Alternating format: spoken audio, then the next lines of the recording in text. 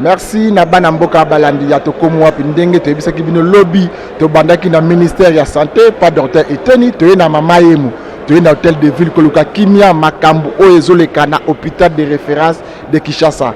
Lelo toza awa na assemblée nationale place oyo ba député bazwa ki comme ezala au milieu na batu ya chatini ngobla na batu ya docteur Eteni ba ya aba ko sarna ba luka kimia nani azali na vrai signature pifo ya ko nommer administrateur médecin administrateur ya mama yimu toza awa na kati tozo kote to la sabino bilongi o ezali awa et puis solution ekobima ndenge nini bola na bokebi nyoso sema lisu ko la lisu to bandaki yango lobiti tozo susa le to yeba conflit yango zo basé ni les conflit d'intérêt. Est-ce que makambo politique c'est la simato ndenge nini makambo ba leka lolenge ndenge zaka kala ba tu doit traitement malamu na hôpital de référence de Kinshasa nde biso to komo pour se déplacer na bureau na biso ti awa na kati ya assemblée nationale to ye vote to ye makambo ba député to ye makambo ya ba minganga ba médecin na ba député o bazuka kimia na kati ya mama yemu bolanda bongo na yebike commission ngo eza bongo ekoza présidé pa ya ndeko na biso Cheribo Kende Ados Ndombasi ndeko lezere mama na biso Masiala ba député ebele national ba kozala pona ko luka kimia na kati hôpital de référence ya mama yemo bolanda bongo tozoko na kati ya salle du Congo. Nous allons vérifier la représentation. Dans le format de notre réunion d'hier, il y avait le représentant du président de la République. Comme Madame la ministre est là, certainement elle est au courant du dossier. Je pense que nous pouvons commencer avec le comité Eteni, qu'il commence à nous lire les textes légaux tels que promis hier, et les autres vont venir nous rattraper. Sinon, on ne sait pas perdre le temps en attendant ceux qui sont en retard. Quelques actes de destruction méchante, des menaces de mort, la paralysie de l'hôpital.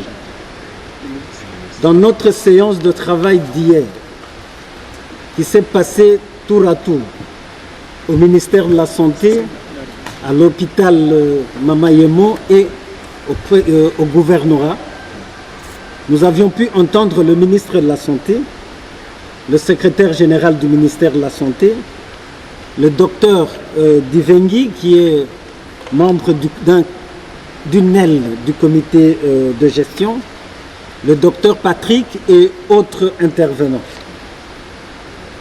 Nous avions résolu de visiter l'hôpital.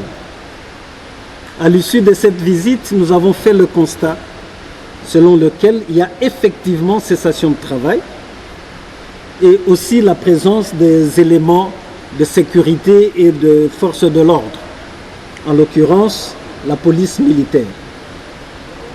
Nous ne nous sommes pas limités à l'hôpital, nous avons rendu visite au gouverneur qui a bien voulu recevoir notre délégation.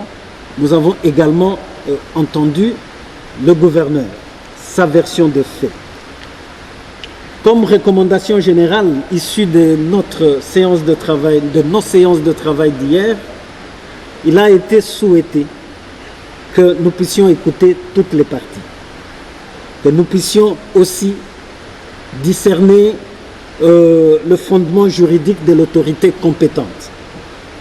Et enfin, qu'on puisse ensemble, dans la recherche de la paix sociale, surtout que cette institution est réputée être sacrée, gérée par des gens qui ont eu à prêter le serment d'Hippocrate. La vie humaine étant donc sacrée, il nous est recommandé de proposer rapidement, d'arriver rapidement à des solutions qui puissent restaurer la paix afin que, sans délai, le travail puisse reprendre dans cette grande institution de la ville-province de Kinshasa. Ce rappel étant fait, nous voudrions vous proposer l'ordre du jour suivant. Au premier point, la détermination de l'autorité compétente pour nommer un comité de gestion dans cette institution. Deuxième point, nous allons ouvrir les échanges entre et avec les partis, afin que l'une ou l'autre puisse exciper ses moyens de compréhension de cette problématique. Et enfin, nous allons faire certaines recommandations qui puissent nous permettre d'atteindre l'objectif que nous nous assignons, à savoir la restauration urgente de la paix sociale et la reprise du travail dans cette grande institution sanitaire de notre pays. Voilà donc succinctement l'ordre du jour qui vous est proposé. Nous savons qu'il y a des non-parlementaires parmi les participants, mais ici vous êtes au siège de la démocratie, au temple de la démocratie, dans ce même hémicycle où se tiennent les débats démocratiques, l'apprentissage de l'écoute de l'autre et même de la diversité de nos opinions. Voilà pourquoi nous vous commettons aussi à cet exercice démocratique, à savoir un ordre du jour n'est pas imposé, il est proposé pour que nous l'adoptions et ainsi ensemble nous allons passer à son examen. Je résume l'ordre du jour. Au premier point, la détermination de l'économie de cet exercice de cadrage juridique de l'autorité compétente pour nommer le comité de gestion.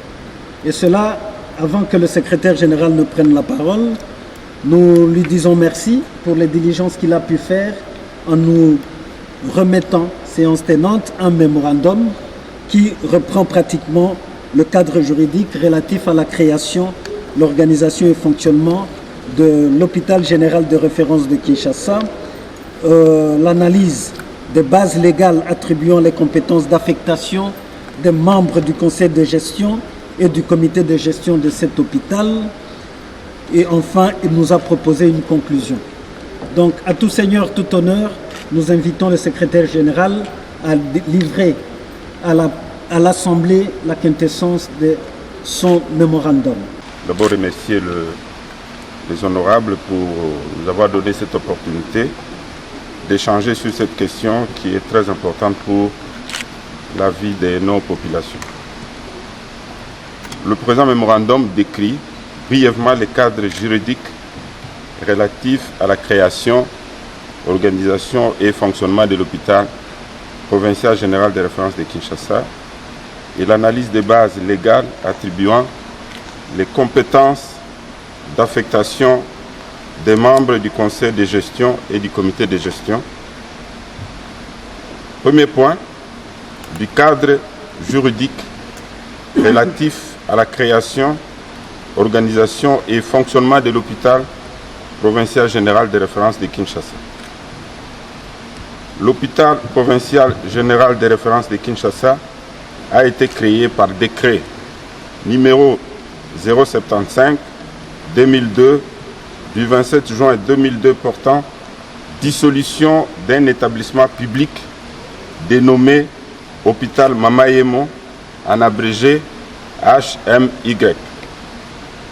L'article 4 de ces décrets dispose que le patrimoine et le personnel du dit établissement sont affectés au ministère de la Santé publique pour les services publics dénommé Hôpital provincial général de référence pour la ville de Kinshasa. Ainsi dénommé et conformément aux recommandations de l'état des lieux du secteur de la santé de 1998 pour faire ressortir sa place des structures de référence provinciales dans les systèmes de santé au niveau de la ville de Kinshasa, étant donné que le système national de santé prévoit un hôpital provincial ou des références secondaires par province. C'est en exécution de ces décrets, voire son article 6, que le ministre de la Santé publique prendra un arrêté ministériel référencé numéro 1250 CAB MIN /S BYY /023 MSC /2006 du 29 août 2006 portant statut et organisation d'un établissement public de soins dénommé Hôpital provincial de référence de Kinshasa tel que publié dans le journal officiel du 1er septembre 2006. Le fonctionnement de l'hôpital provincial général de référence de Kinshasa est assuré par les structures suivantes. Comité de gestion, un conseil de gestion, un comité de direction, un comité de département et un conseil de département.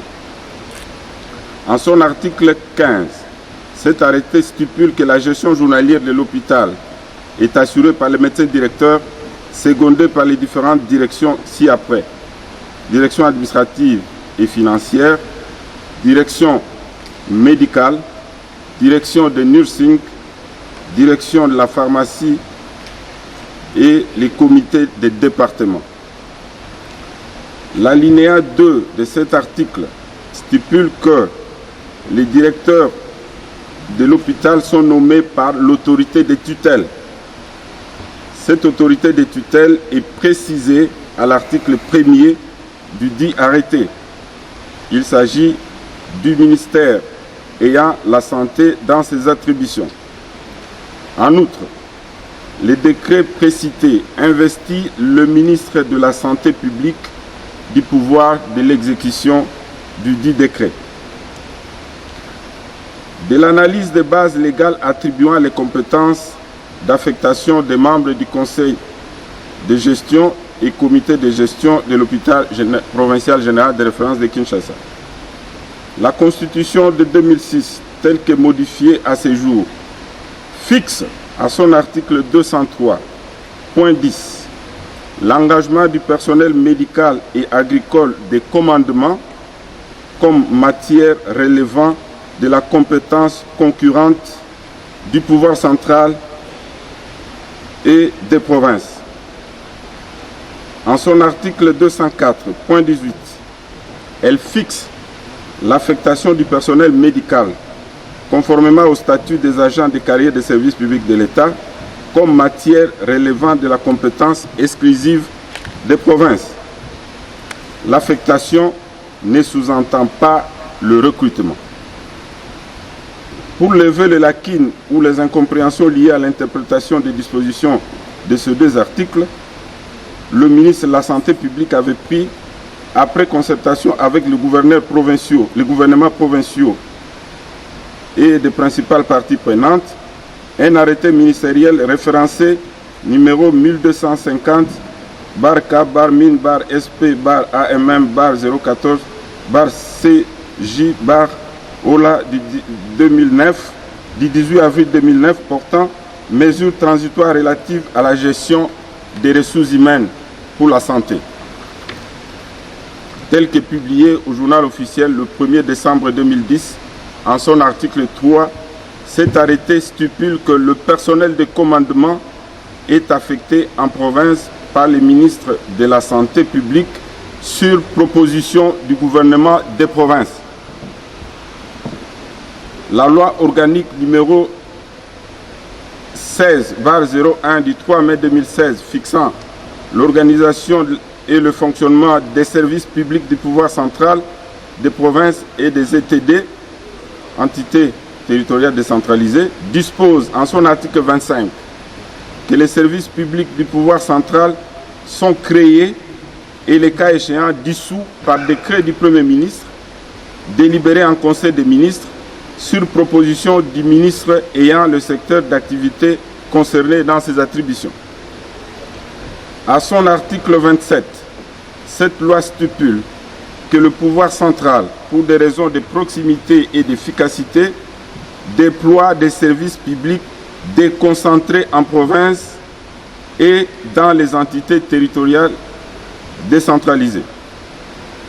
C'est le cas des divisions provinciales de la santé et des zones de santé.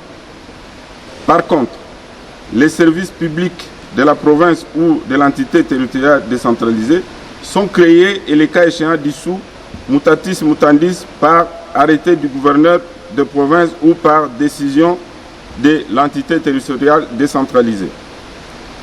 À son article 41, cette loi organique établit qu'à dater de la promulgation en concertation avec les provinces, le pouvoir central procède à la répartition des ressources humaines. Ceci n'a pas encore été exécuté dans tous les secteurs, étant donné que les provinces ne disposent pas encore des fonctions publiques provinciales. Par ailleurs, la loi numéro 18/035 du 13 décembre 2018, fixant les principes fondamentaux relatifs à l'organisation de la santé publique, investit les ministres ayant la santé dans ses attributions du pouvoir de fixer les niveaux de compétences, l'organisation et le fonctionnement des établissements de soins de santé ainsi que les normes relatives à l'implantation, à la construction et au type d'infrastructures, équipements et matériels médico-sanitaires. Voir article 13, alinéa 4, voir bien sûr article 13, alinéa 4. Ainsi, par arrêté ministériel 004 /1250 CAB /MIN /SP /2016 du 21 avril 2016 portant reclassement des hôpitaux nationaux et des hôpitaux provinciaux de la RDC, l'hôpital provincial général de référence de Kinshasa est classé comme hôpital national ou de référence tertiaire. Voir l'article 2 de cet arrêté. Cet hôpital relève donc du niveau central. Conclusion. Il ressort de l'analyse ci-dessus que le gouverneur de la ville de Kinshasa n'est pas habilité à désigner un comité de direction de l'hôpital provincial général de référence de Kinshasa, étant donné que cette structure n'a pas été créée par la province, mais par le pouvoir central. Cependant, il se dégage la nécessité d'organiser une concertation entre le ministre de la Santé et le gouverneur de la ville de Kinshasa pour la désignation des membres du comité de direction de l'hôpital provincial général de référence de Kinshasa, et ce, en application des dispositions de l'article 203.10 de la Constitution de la République. Voilà, honorables, mesdames et messieurs, un document de base qui devra nous servir de discussion au cours de cette séance que nous estimons très importante. Le premier, c'est le décret du 27 juin 2002. Le deuxième, c'est l'arrêté ministériel du 29 août 2006. Le troisième, la Constitution de la République, particulièrement à son article 203.10. Toujours le quatrième, la même loi fondamentale à son article 204.18. Nous avons en cinquième lieu retenu l'arrêté ministériel du 18 avril 2009 portant mesures transitoires relatives à la gestion des ressources humaines pour la santé. Sixième élément, la loi numéro 16/001 du 3 mai 2016 fixant l'organisation et le fonctionnement des services publics de pouvoir central des provinces et des entités territoriales décentralisées. En septième lieu, nous avons retenu la loi numéro 18/035 du 13 décembre 2018 fixant les principes fondamentaux relatifs à l'organisation de la santé publique. Et huitième position, ma foi, c'est l'arrêté ministériel numéro 004-1250 du 21 avril 2016 portant reclassement des hôpitaux nationaux et des hôpitaux provinciaux de la République démocratique du Congo. Voilà, en conclusion, il a posé pied sur les dispositions de l'article 203 de la Constitution. Donc 203.10 de la Constitution. Nous avons suivi le secrétaire général, tous ensemble. Subsidiairement à sa présentation, nous voudrions bien demander aux membres du cabinet du ministre de la Santé s'il a un commentaire ou un point additif à ajouter dans ce cadrage juridique qui venait de nous être exposé. Soit à la ministre provinciale qui a rehaussé de sa présence cette réunion, ou le directeur de cabinet de monsieur le gouverneur de la ville-province de Kinshasa.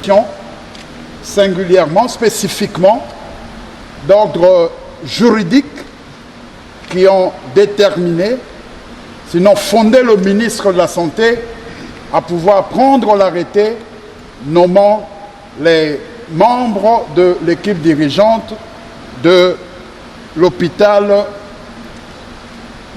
provincial général de référence de Kinshasa, ex-Mama Yemo. Je ne voudrais pas faire de redite. Le secrétaire général a touché quelques éléments que j'avais prévus pour mon intervention, mais je vais tout simplement faire quelques points d'emphase sur quelques dispositions. Honorable, le nombre de textes, des textes juridiques pris en rapport avec l'hôpital précité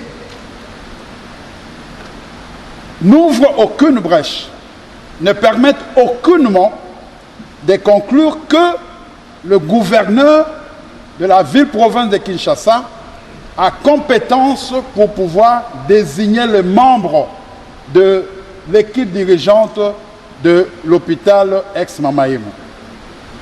Et pour cause, la ville de Kinshasa, parce que nous avons eu à échanger plusieurs fois, la ville de Kinshasa s'est toujours arc-boutée sur le décret numéro 75/2002 du 21 juin 2002 portant dissolution d'un établissement public dénommé Hôpital Mama Yemo pour justifier la compétence du gouverneur, et qu'elle a toujours été le propos de la province.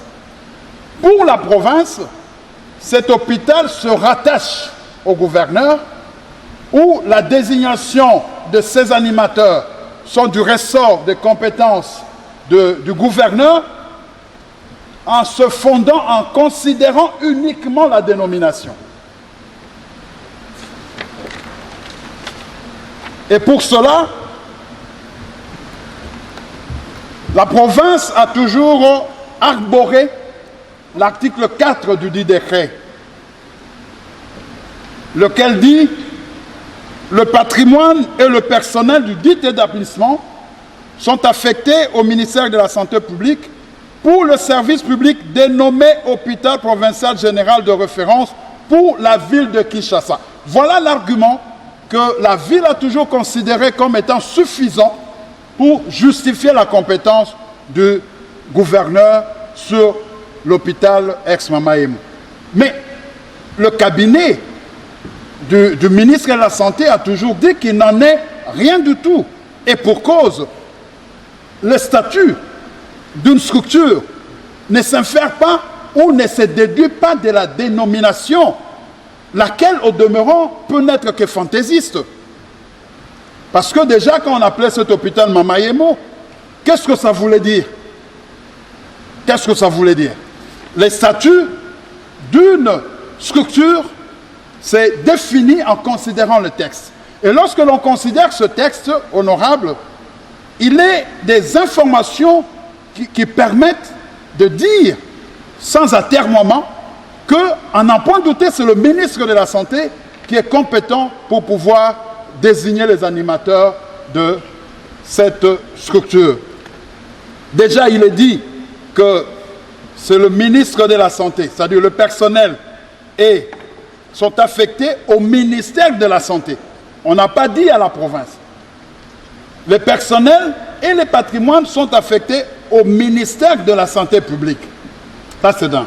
Et lorsque l'on considère l'article 5, il y est dit que c'est le ministre de la Santé qui est chargé de l'exécution de ce décret qui entrait en vigueur à la date de sa signature.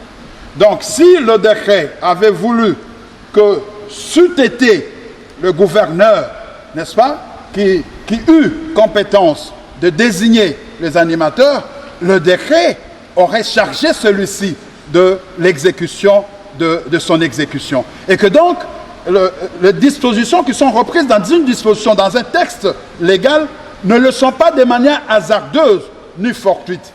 Et donc, en disant que le ministre de la Santé était chargé de l'exécution de ce décret entendait créer comme un cordon ombilical entre le ministère de la Santé et cet hôpital. Ceci est d'autant plus rigoureusement vrai, honorable député. Le secrétaire général n'en a pas fait état. Il y a un autre texte, c'est l'arrêté ministériel numéro 1250-CG-CG-052-KIS-2002 du 23 novembre 2002 portant organisation d'un établissement de soins dénommé Hôpital provincial général de référence pour la ville de Kinshasa. En fait, le texte ici, cet arrêté, et bien d'autres qui vont suivre, sont pris dans l'appendice ou dans le cadre de l'exécution du décret, parce que le décret a posé des principes. Mais il faut des textes qui assurent son application, son exécution. C'est ainsi que cet arrêté a été pris.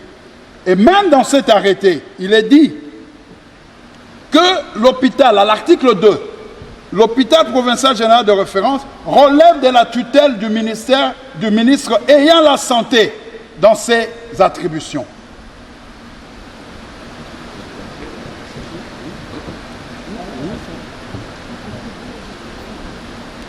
Voilà, et un peu plus loin, parce qu'il s'agit ici de la compétence,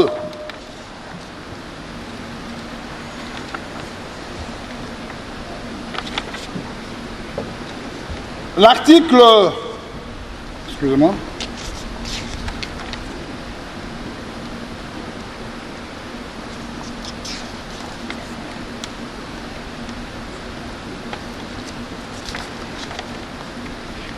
l'article 7, qui traite du rôle de la composition et du fonctionnement des structures, dispose en son point 3, qui traite du médecin directeur. Le médecin directeur est nommé, et le cas échéant, relevé de ses fonctions par le ministre de la Santé, sur proposition du secrétaire général à la Santé, après avis du gouverneur de la ville-province de Kinshasa. L'emphase ici est mise sur le fait que c'est le ministre de la Santé qui désigne les animateurs de cette structure. À la suite de cet arrêté, viendra, parce que, honorable, vous conviendrez avec moi que le statut de l'hôpital provincial général des références n'avait jamais jusque-là été de manière précise, n'est-ce pas, circonscrite. C'est ainsi qu'en 2006, le ministre de la Santé va prendre un autre arrêté, l'arrêté ministériel numéro 1250-BY-023-MC-2006 du 29 août 2006 portant statut et organisation d'un établissement public de soins dénommé Hôpital provincial général de référence de Kinshasa. Donc c'est cet arrêté qui définit maintenant le statut de cet hôpital. Parce que j'avais dit que le statut d'une structure ne s'infère pas, ne se déduit pas de sa dénomination. Donc l'unique texte... S'il vous plaît, maître. Oui. Je vais reprendre les références de cet arrêté. Arrêté ministériel numéro 1250. La date du 29 août 2006, portant statut et organisation d'un établissement public de soins dénommé Hôpital provincial général de référence de Kinshasa. Donc c'est le texte qui a circonscrit, n'est-ce pas, qui a défini les statuts de cet hôpital. Ce texte pose comme principe, en son article 1er, que l'hôpital provincial général de référence de Kinshasa est un établissement public à caractère social relevant de la tutelle du ministre ayant la santé dans ses attributions.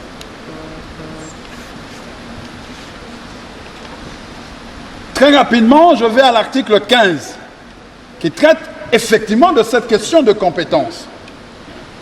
Cet article dit, article 15, dernier alinéa, les directeurs de l'hôpital, c'est-à-dire les membres de l'équipe dirigeante de l'hôpital provincial général des références de Kinshasa, sont nommés par l'autorité de tutelle, qui se trouve être le ministre ayant la santé publique dans ses attributions.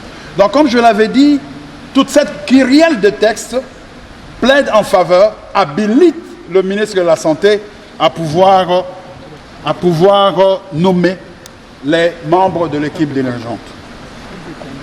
Il y a un arrêté, je ne suis pas passé par le cabinet, nous avions une manifestation ici. Dans l'entretemps, honorable, je crois que les membres de l'équipe du Vengi pourront nous en donner les précisions. Dans l'entretemps, pour confirmer ce que nous disons, honorable, le ministre Bongeli à l'époque a eu à nommer les membres de l'équipe dirigeante de cet hôpital pour se mettre un peu comme en symphonie avec l'arrêté que je venais de mentionner tout à l'heure.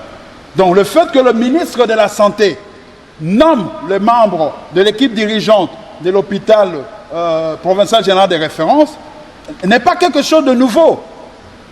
Parce que déjà en 2006, n'est-ce pas, le ministre en l'occurrence, le ministre Bongeli, pour ne pas le citer, avait eu à nommer les membres de cette équipe. Alors, qu'est-ce qui va arriver ensuite?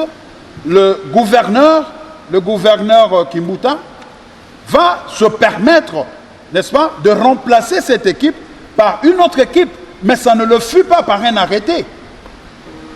Ça l'avait été par une commission d'affectation. Une commission d'affectation est nettement différente d'un arrêté. C'était une parenthèse. Là, je parle le texte. Le texte fondamental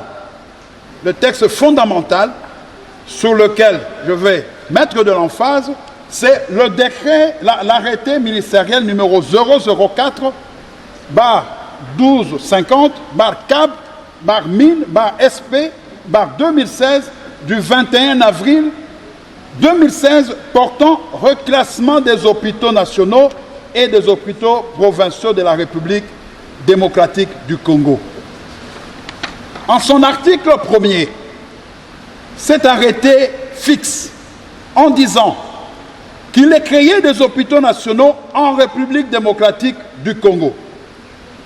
Article 2. Les hôpitaux ci-dessous dénommés sont désormais reclassés comme hôpitaux nationaux. Il s'agit de l'hôpital général provincial de référence de Kinshasa, ci-dessous dénommé hôpital général. L'article 3, parce qu'un texte doit être motivé, et pour qu'on ait une bonne intelligence d'une disposition légale, il ne faut pas l'extirper de son contexte. Et sa bonne compréhension peut demander que l'on considère aussi bien d'autres dispositions. C'est ainsi que lorsque vous prenez l'article 3, il en ressort que cet hôpital est reclassé comme état national en considération ou en référence au niveau de son plateau technique, qui se trouve être le 3e niveau. Il est dit ceci, au regard de leur plateau technique, ces hôpitaux assurent les soins de référence de 3e niveau. Ça veut dire que lorsque déjà il est établi techniquement qu'une structure hospitalière administre ou assure le soin de santé de 3e niveau, on ne peut que la considérer comme étant un hôpital du niveau national. Il ne peut pas en être autrement. C'est ça qui est dit. Alors, je vais très rapidement à l'article 9. L'article 9 dit « Tous ces hôpitaux, ça pose un autre problème, honorable. Un autre problème, je crois on peut déjà y penser. Lorsqu'on dit tous ces hôpitaux, ça veut dire les hôpitaux autant nationaux que ceux provinciaux, il est dit ici, dépendent du niveau central. Tous ces hôpitaux, en croire cet arrêté, y compris les hôpitaux provinciaux, ils relèvent tous du niveau central. J'aime à préciser que, au regard de cet arrêté, un hôpital n'est pas dit provincial en raison de sa situation géographique. Non. Ici, lorsqu'on dit provincial, ça renvoie plutôt à des considérations techniques qui sont celles du niveau du plateau technique. Et ça n'a rien à voir avec la localisation de l'hôpital. Voilà, honorable, ce que je pouvais ajouter pour l'heure, n'est-ce pas, tout en vous rassurant, honorable, le fait que le ministre de la Santé, Eteni Longondo, je ne fais pas son apologie, c'est quelqu'un qui agit en âme et conscience, et s'il a pris cet arrêté, il a pris en âme et conscience en ayant la conviction qu'il était en train d'agir comme de droit et sans aucune arrière-pensée ni poursuite d'intérêts mesquins ou personnels. J'ai dit pour l'heure. Merci. Article 1er et article 15 nomment ou indiquent l'autorité de tutelle. Enfin, il nous invite à ne pas confondre la commission d'affectation qui avait en son temps fait en sorte que la mise en place se passe sous l'égide du gouverneur de l'époque. Nous avons cité ici le gouverneur Kimbuta. Enfin, il nous a retracé aussi l'arrêté ministériel 004 du 21 avril 2016 qui, à son article 1er, détermine le statut, le niveau national de cet hôpital de référence que hier on nous a indiqué c'était un hôpital de référence tertiaire. C'est en vertu de cet article 1er, ai-je pu noter. À l'article 2, l'hôpital confirme son statut national et à l'article 9, la dépendance de cet hôpital du niveau central. Donc voilà succinctement ce que nous avons pu noter de l'intervention du conseiller juridique de Monsieur le ministre de la Santé. Comme nous l'avions indiqué, si Madame la ministre provinciale ou le directeur de cabinet du gouverneur estiment qu'ils ont un mot à placer pour nous permettre d'évoluer dans cet exercice, la parole leur est accordée. Du cabinet, puisque c'est lui qui était hier à la réunion que vous avez eue avec le gouvernement, si vous me permettez. Merci Madame la ministre. Monsieur le directeur de la ville par rapport à ces dossiers Mamaïm. J'aimerais, avant d'entrer dans des considérations juridiques, répondre à toutes les questions qui ont été soulevées sur le plan juridique, et refaire à votre intention une petite historique du dossier. C'est comme vous l'avez pu constater que le 8 octobre 2020, le gouverneur avait pris un arrêté. Le gouverneur avait pris un arrêté nommant un médecin directeur et un directeur chef de staff. C'est le 8 octobre. Le 8 octobre 2020. Il n'avait nommé que 2 personnes dans ce comité-là. Un médecin directeur et un directeur chef de staff.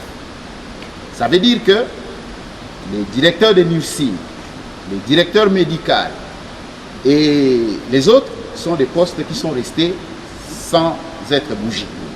Donc les mêmes personnes qui étaient là continuent jusqu'à aujourd'hui. C'est un détail important, nous allons y revenir. Et ce comité a dû fonctionner à l'hôpital pendant 1 mois. Et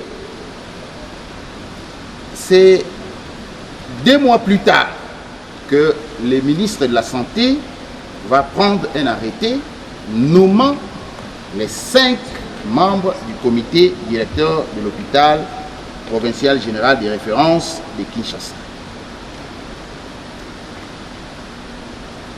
Le ministre, en nommant, il a écrit au gouverneur lui demandant de rapporter l'arrêté. Le gouverneur répond avec des arguments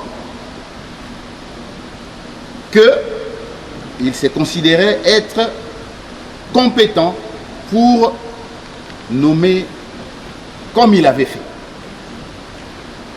Et toutes ces correspondances ont atteint le Premier ministre.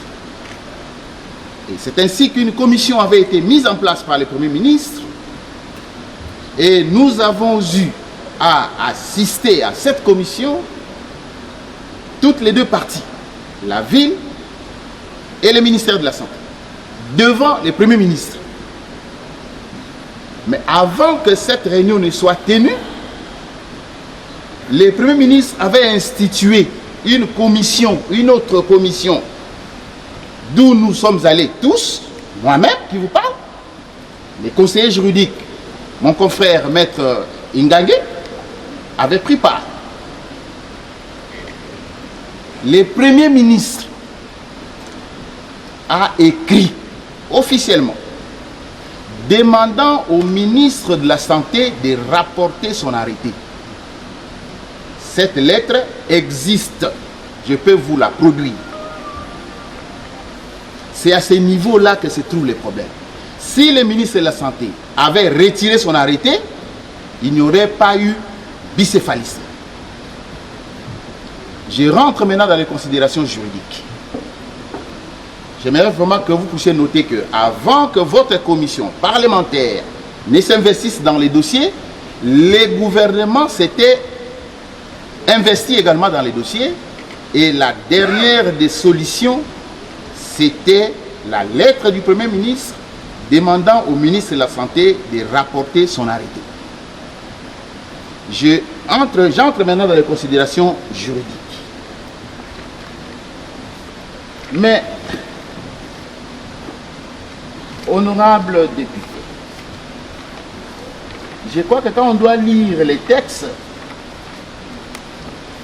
on doit faire très très attention pour trouver l'interprétation et situer les textes dans son contexte. Nous ne devons pas oublier que la période de gestion de cet État congolais avant 2006 est différente d'après 2006. Parce qu'après, à l'année 2006, il y a eu promulgation de la Constitution. Et la loi sur la libre administration des provinces a été votée. C'est ainsi que nous nous versons dans les débats. Au lieu que ce soit l'article 203 de la Constitution, nous versons l'article 204 de la Constitution, point 10 et point 18. Honorables députés, nous allons vous en donner lecture bientôt. Mais que s'est-il passé? Mama Yembo, en tant qu'hôpital, Mama Yembo avait une nature d'entreprise publique. Et c'est en 2002, par le décret du président de la République à l'époque, que Mama Yembo, entreprise publique, a été dissoute en faveur de la création d'un service public dénommé Hôpital provincial général de référence pour la ville de Kinshasa. Ça s'appelle Hôpital provincial général de référence pour la ville de Kinshasa. Autrement dit, et nous y reviendrons, lorsque vous allez voir qu'on invertit les noms, au lieu de dire hôpital, provincial, général, on dit par exemple hôpital, général, provincial, ce n'est plus la même chose. Les décrets qui créent l'hôpital provincial général des références, l'a créé, lui a donné une nature juridique de service public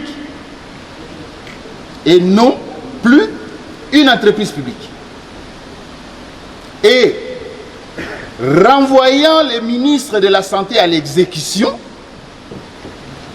le ministre à l'époque a pris un arrêté et j'ai un peu été tiqué que le confrère ne puisse lire l'article à moitié. Il aurait dû lire l'article dans son ensemble pour vous permettre de voir que le gouverneur n'est pas exclu de cette affaire. L'arrêté est intitulé Arrêté ministériel numéro 1250-KIS-CG-052-KIS-2002 du 23 novembre 2002 portant organisation d'un établissement de soins dénommé Hôpital provincial général de référence pour la ville de Kinshasa. Déjà dans la motivation de l'arrêté, le ministre Machak dit ceci: considérant la nécessité de doter la ville-province de Kinshasa d'un hôpital général de référence. Voici les textes. L'article 2 qui a été lu, voici comment il a été lu, comment la lecture a été biaisée. Moi, je vais le lire en entièreté. L'hôpital provincial général de référence relève de la tutelle du ministère ayant la santé dans ses attributions et fonctionne sous l'autorité du gouverneur de la ville-province de Kinshasa. Voici les textes. On ne vous a pas donné cette lecture-là. On ne vous a pas donné cette lecture. Donc, le gouverneur n'est pas totalement exclu de cette affaire.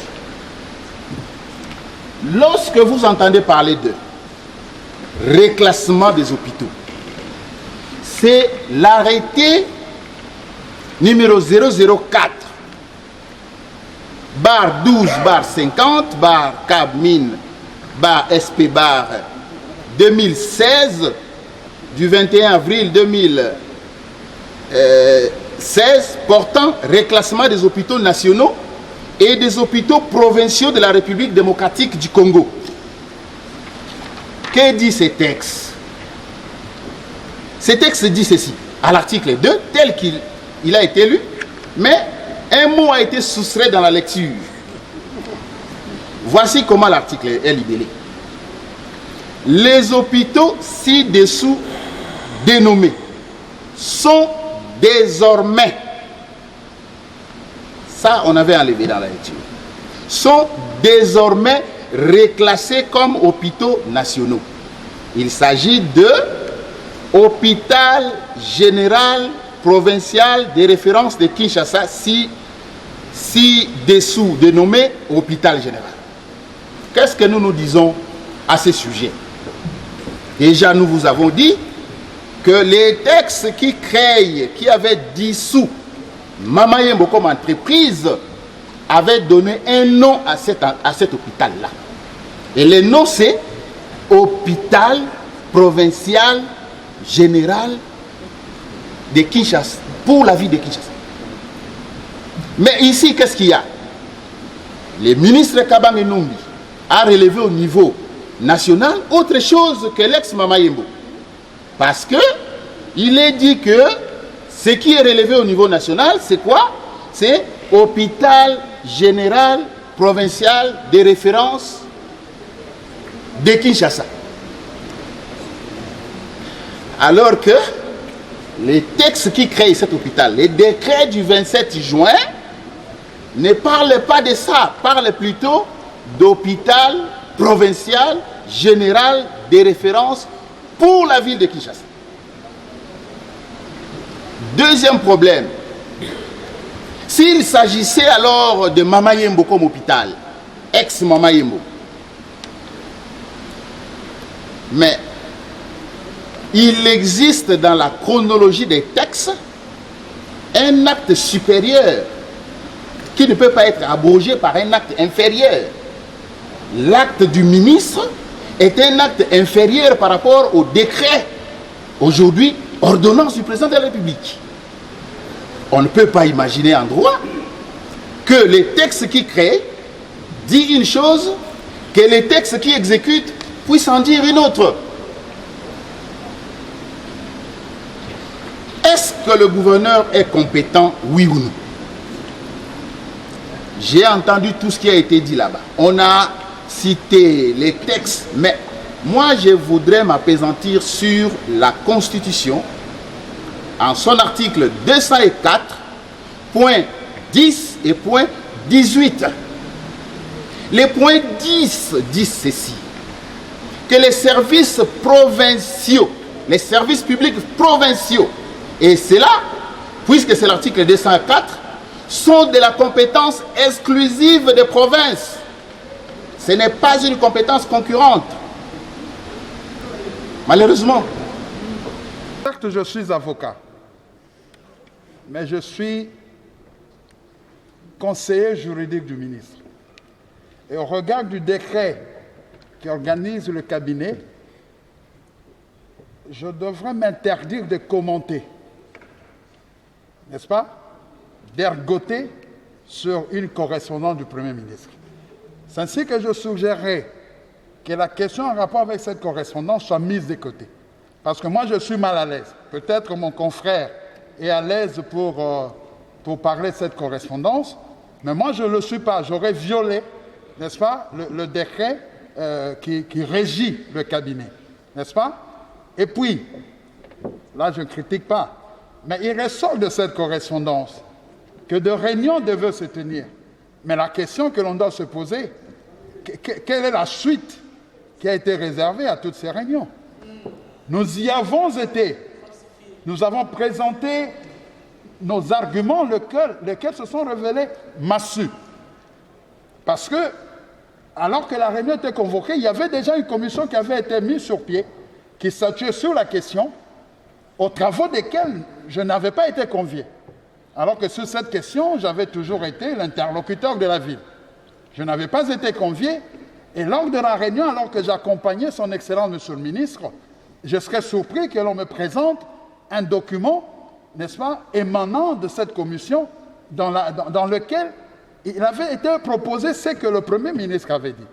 Donc je dis que je ne veux pas y aller loin, n'est-ce pas, pour que je sois plus à l'aise, je suggère que, c'est vrai qu'on l'a lu, mais que ça ne fasse pas l'objet des débats, parce que je ne peux pas, même si les choses sont ce qu'elles sont, mais nous sommes encore là, je ne peux pas me reconnaître le droit de pouvoir critiquer, n'est-ce pas, l'œuvre du Premier ministre. Honorable, je voudrais mettre en épingle ce qui est ressorti comme constance dans le discours de la ville. La ville, au rebours de nous autres, la ville ne nous a pas dit que le ministre n'est pas compétent, alors que nous avons dit que le gouverneur n'était pas compétent sans balbutier.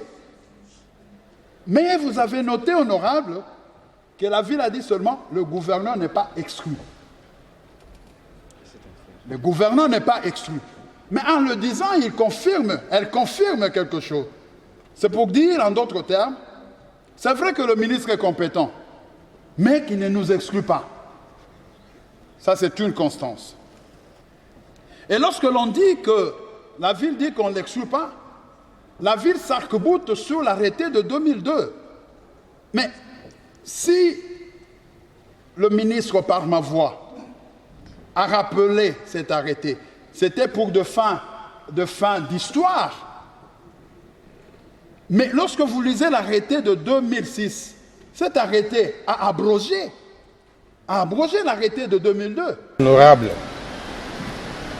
je seulement de mettre assistance ici dans la vérité.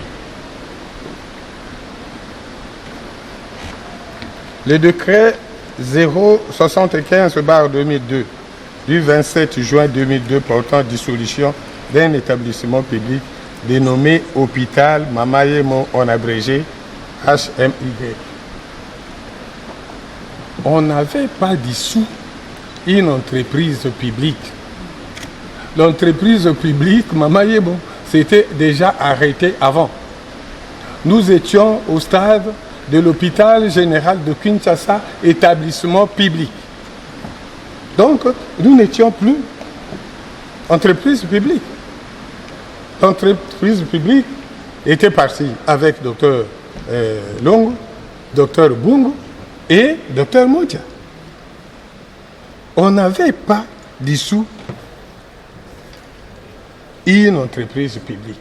Cet argument qu'on aille vérifier et tout ça, et le sénateur, vous pouvez envoyer vos limiers pour les dire, j'ai dit, on a dissous un établissement public. On n'a pas dissous une entreprise publique comme Maître venait de le dire. Ensuite, je suis un peu perplexe parce que nous demandons seulement l'application des textes. Nous ne demandons rien d'autre que l'application des textes. Les autres problèmes inhérents à cette crise-là, nous pouvons résoudre ça, soit entre nous, soit avec la justice. Et je rappelle ici que Maître s'accroche sur la lettre de son Excellence, Monsieur le Premier ministre. La lettre de son Excellence, Monsieur le Premier ministre, est au-dessus de la loi. Parce que la loi numéro 18/035 du 13 décembre 2018 fixant les principes fondamentaux relatifs à l'organisation de la santé publique. C'est une loi. Cette loi a été adoptée par l'Assemblée. L'Assemblée nationale ici. Nous sommes en 2018. Et en son article 13, il est dit ceci. Un arrêté du ministre ayant la santé publique dans ses attributions fixe le niveau de compétence, l'organisation et le fonctionnement des établissements de soins de santé, ainsi que les normes relatives à l'implantation, à la construction et au type d'infrastructures, équipements et matériels médicaux sanitaires. C'est l'article 13 qui le dit. Alors, nous sommes un peu perplexes que le Premier ministre ait violé cette loi. Ça, c'est une loi qui donne compétence au ministre de la Santé publique pour classer les hôpitaux en République démocratique du Congo, en tenant compte de leur plateau technique. Honorable, c'était sur cette vérité que je voulais dire. On n'avait pas dissous une entreprise publique, c'était un établissement public. Et je pense que la loi que vous aviez votée est au-dessus de la lettre de son Excellence, Monsieur le Premier ministre, qui n'a pas suivi la loi. Docteur Maï, je vous donne la parole. Comme il l'a dit, l'article 075/2002 n'a pas dissous une entreprise publique. Je vais vous donner la référence. Le décret qui a dissous l'entreprise publique, c'est le décret 0054 du 27 décembre 1996. Voilà. C'est celui-là qui a dissous l'entreprise publique qui a été créée en 1971. Alors, juste apporter une petite précision de syntaxe. Apporter une petite précision de syntaxe à mon... qui n'est pas mon collègue, justement, mon aîné, n'est-ce pas, monsieur le directeur de cabinet, que je respecte beaucoup, je vous salue en passant. L'article 28, alinéa 4, justement de de la loi 08/12 portant principes fondamentaux relatifs à la libre administration des provinces stipule ceci. Le gouverneur, chef de l'exécutif provincial, dispose de l'administration publique en province. À ce titre, tous les services publics provinciaux et nationaux en province sont placés sous son autorité. Je pense que c'est facile à comprendre. Placer sous son autorité veut dire que quand un service public, qu'il soit national ou provincial, dans la ville de Kinshasa, a besoin de se référer à une autorité, cette personne ou ce service se réfère au gouverneur de la ville. Un exemple simple. À l'hôpital général, il y a eu des échauffourées. Nous avons vu une réquisition de monsieur le gouverneur, justement pour mettre de l'ordre. Je me demande si l'Assemblée nationale est protégée par qui? Justement par les policiers qui sont envoyés par le gouverneur de la ville. Aujourd'hui, nous avons par exemple une entreprise comme la Régie des eaux, la SNEL. S'il y a un problème là-bas, qui répond, qui va agir premièrement? C'est le gouverneur de la ville. Parce que justement, cette entreprise a besoin de la sécurité dans la ville sous couvert le gouverneur. En même temps, ça ne donne pas, cette phrase, qui a été très mal comprise, ne donne pas le droit au gouverneur de nommer dans une institution nationale. Là, je donnerai le droit au gouverneur de nommer à la SONAS, il va nommer à la DGDA, à la DGRAD, parce que c'est dans la ville de Kinshasa. Vous comprenez que sous l'autorité du gouverneur ne veut pas dire qu'il a le droit de nommer. Sous l'autorité du gouverneur veut dire qu'il est obligé. C'est la première autorité qui répond en cas de problème dans cette entreprise publique. Voilà. Deuxième point, c'est question de temps aussi. En 2002, tout ce que le décret loi 075 a pondu, il n'y avait pas encore la décentralisation. La décentralisation est venue en 2006. Donc la tutelle, n'est-ce pas, quand on parle de tutelle au ministère de la Santé, c'était le ministère de la Santé nationale à l'époque. Les ministères provinciaux sont venus après. Il n'y avait pas encore de décentralisation à cette époque-là. Donc, c'est une question de très mauvaise interprétation. Le reste, c'est peut-être avec le temps. Vous avez lu, notre mémo, il est là sur votre table. Vous comprendrez, c'est en français facile. Merci beaucoup. À ces vies humaines qui sont menacées à l'hôpital général de référence de Kinshasa. Encore que je ne sais pas si j'ai bien appelé, hein. Ça risque encore de prêter à confusion. C'est hôpital général de référence ou tout ça. Blanc, bonnet, bonnet blanc pour nous autres. Ok? Très rapidement, pour que nous évitions absolument le jeu de ping-pong, nous ne sommes pas là pour ça. Administratif, il y a des pratiques sur lesquelles on peut construire. Aujourd'hui, il y a les divisions provinciales de la santé, qui sont des structures déconcentrées du ministère de la Santé au niveau national et qui sont mises sous l'autorité de la province. Mais le recrutement des cadres, chefs de division et tous les chefs de bureau, c'est fait par un processus de concours, mais à la fin, le gouverneur et le ministre national se concertent pour nommer les responsables.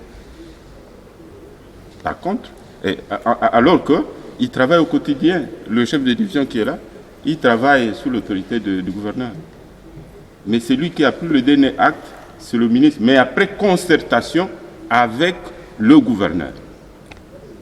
Ça, c'est une première expérience. Deuxième expérience, la clinique Ngaliema.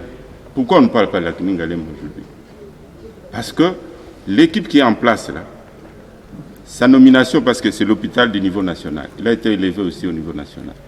Ça fait l'objet de la concertation entre le gouverneur Kibuta à l'époque et le ministre Félix Kabange. Se sont concertés pour mettre l'équipe qui est là.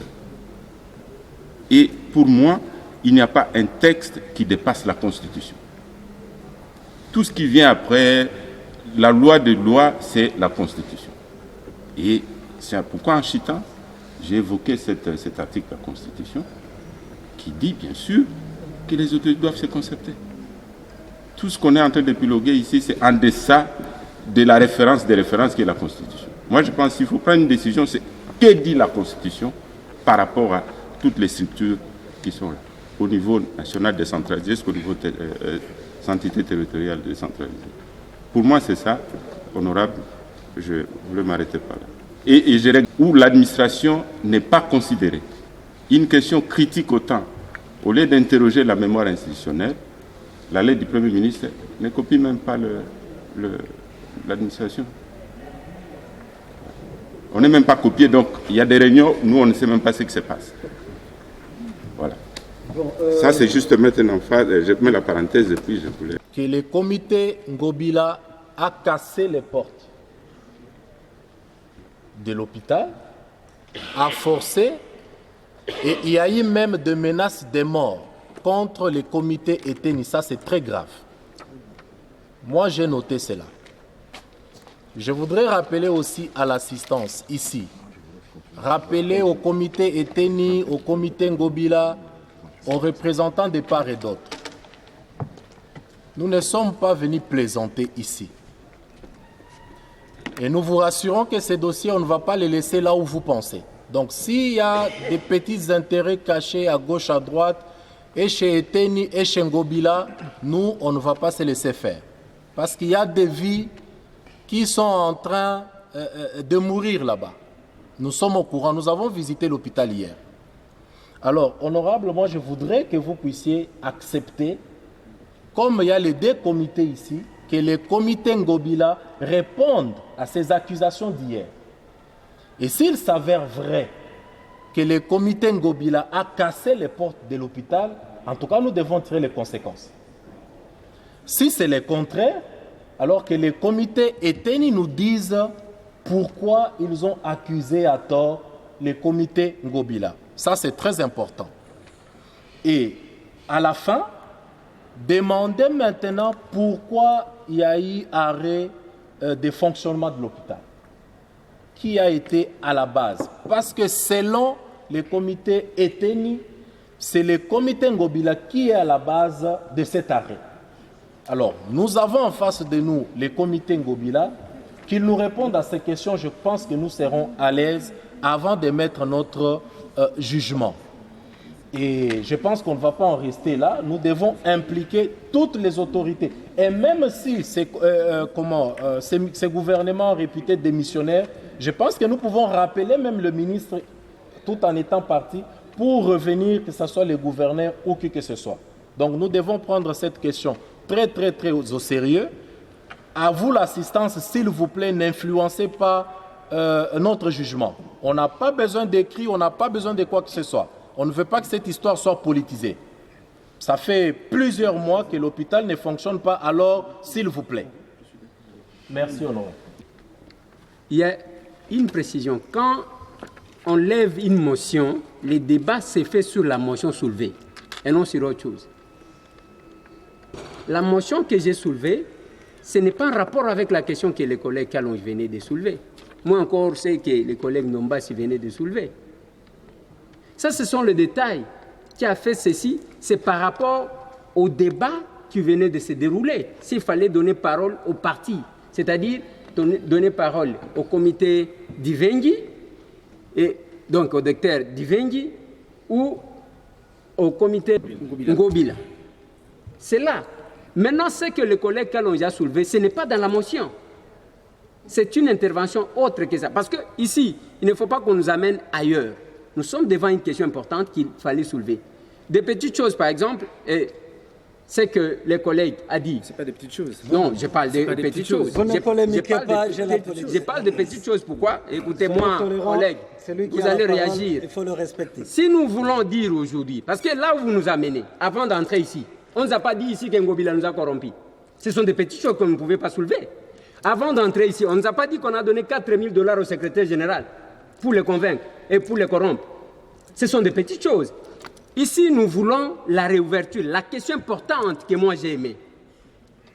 Qui a fermé l'hôpital? Ça, nous pouvons en débattre pour savoir ce qui s'est passé. Réellement, parce que nous voulons que les vies soient sauvées.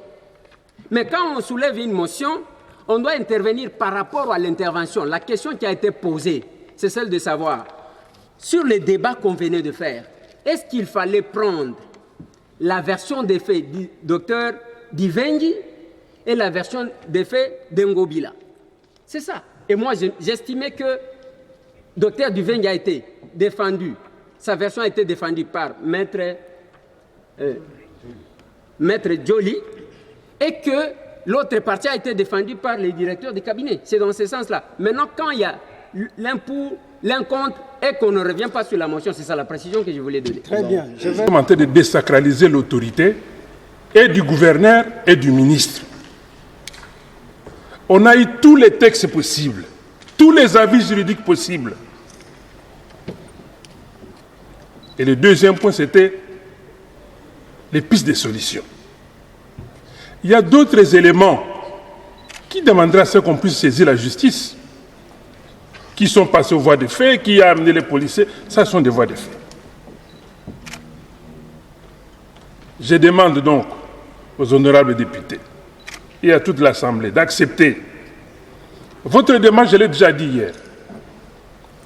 Est-ce que c'est vraiment impossible que même dans 30 minutes, vous puissiez mettre ensemble et le gouverneur et le ministre de la Santé? C'est en leur honneur. On va le faire, rassurez-vous. Mais alors, parce que quel que soit le comité qui va être en place, s'il n'est pas en accord avec les gouverneurs, je ne sais pas comment ça va fonctionner. S'il n'est pas en accord avec le ministre de la Santé, je ne sais pas comment il va fonctionner. Par expérience, j'ai 32 ans au ministère. Réunissez ces deux autorités. Nous sommes des exécutants. Même si nous connaissons les lois, tout cela, nous sommes des exécutants de ces deux autorités épargnées. Ici, ce qu'on peut tirer comme démarche, c'est de dire, s'il y avait hier une partie qui a été absente et qu'il y a eu des choses qui ont été déclarées contre cette partie, même les avocats le savent, il y a le droit de la défense. Est-ce qu'on peut considérer aujourd'hui qu'il y a eu menace de mort, il y a eu destruction méchante, il y a eu autant de bavures qu'on laisserait passer? Ça, c'est de un. De deux, la finalité de notre démarche, c'est de rasséréner la situation pour que, dans la mesure du possible, même ce soir, que le service puisse reprendre. Nous n'allons pas arriver à cet état de choses si et seulement si il y a de coins de voile, si et seulement si ceux qui sont initiateurs des voies de fait ne sont pas mis devant leurs responsabilités et qu'on ne leur dise pas qu'il y a également la rigueur de la loi. Quand il y a de voies de fait, quand il y a des menaces de mort, quand il y a de la destruction méchante, les pénalistes savent. Et ceux qui veulent continuer dans ces voies de fait, mais qu'ils savent également que désormais, il n'y aura pas cette impunité. Donc voilà pourquoi la précaution vaut quand même son pesant d'or. Un, éviter la frustration. Si le docteur Ngobila estime qu'il n'a rien à dire, au moins par respect pour lui, on lui aura donné la parole. On aura entendu ce qu'il aura dit par rapport à cette crise. Si on nous a dit que c'est le comité Ngobila qui a placé les militaires, qui a fait casser les... Bon, en fait, c'est des accusations, s'ils ne sont pas coupables, mais c'est des accusations graves, imputations dommageables. Et s'il s'avérait vrai qu'ils auraient procédé de la manière, qu'ils sachent que ce n'est pas correct. La République n'attend pas de voies de fait. La République n'attend pas de la destruction méchante, des querelles, pour arriver même à mort d'homme. Nous n'en avons pas besoin. Donc il faut arrêter. Je pense que la meilleure intelligence qu'on peut tirer de cet exercice, pour ne pas rester formaliste, qui sont pour, qui sont contre, ça altère souvent l'intelligence de la démarche, c'est pour savoir quelle est notre finalité. En fin de compte, je rappelle que nous, notre rôle ici, ce n'est pas de donner raison à tel ou tel autre. C'est de faire entendre raison, pas donner raison, entendre raison à ceux qui ont une responsabilité directement engagée dans cette affaire, qu'ils risquent d'en répondre. Il ne faudra pas prendre cela comme part de raccourci. Si vous permettez, il y a l'inspecteur général de la santé. Ok. Oui, bandeko balandi ya tokomo boti kolanda bongo ne na ibisaki bino ne bandela émission awa nde conclusion o ba député bazokuzwa ba député nationaux kokis ya ba député eli ya ville de Kinshasa bomona bilonga ba député nyos bazawana ba fandi elongo na de comité oyo ngobilati na oyo ministre Teni atiaki bazoluka toujours solution ya mboka na biso Congo boyoki ba réaction ya conseiller juridique ya docteur Teni boyoki pe ba réaction ya conseiller juridique ya ville de Kinshasa bolandi pe ministre provincial ya Kinshasa bolandi quelques syndicalistes na quelques réactions ya ba députés nationaux oyo nyosu na pona tozoluka ba moko kimia esengo ezonga na kati hôpital général de Mamayemo oyo koma hôpital de référence de Kinshasa nde tozotila de mo ba extrait oyo mo ba faux direct obola na makamboni nezoleka na kati ya Mamayemo suite efenzali wana ezaka ba débit ya ba introduction ba syndicaliste ba lobby ba conseiller juridique ba lobby ba député national ba lobby ministre provincial ba lobby bazo pesa makanisi conclusion na nezwamite otuboto landawana ezaka ka ba makanisi na ba proposition ekopesa ma mais suite effet ezali bozala toujours branché scotché na tout comme télévision tout côté lobby